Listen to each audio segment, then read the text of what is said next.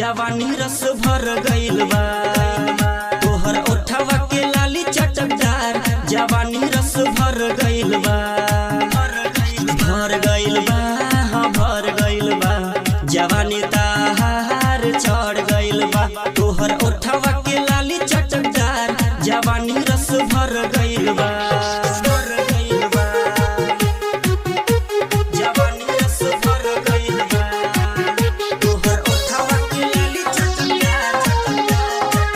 Presented by Radhika Records.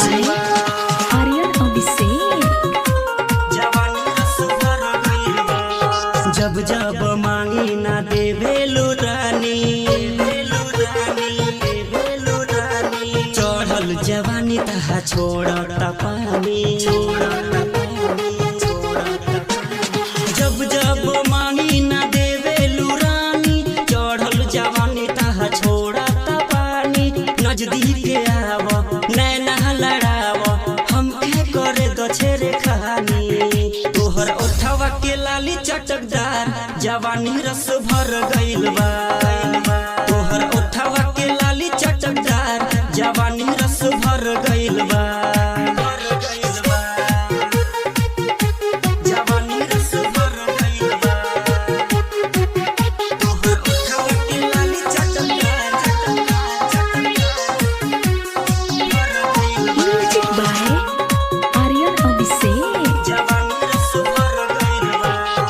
Writer Misir ji बारे बेगाना,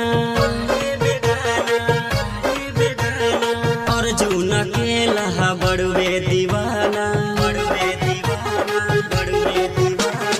writer Misir ji बारे बेगाना, अर्जुन के लहा बड़वे दीवाना। नजदीक आव नैना लड़ाव हमके करे दो छेरे कहानी। तोहर ओठवा के लाली चटकदार जवानी रस भर गइल बा।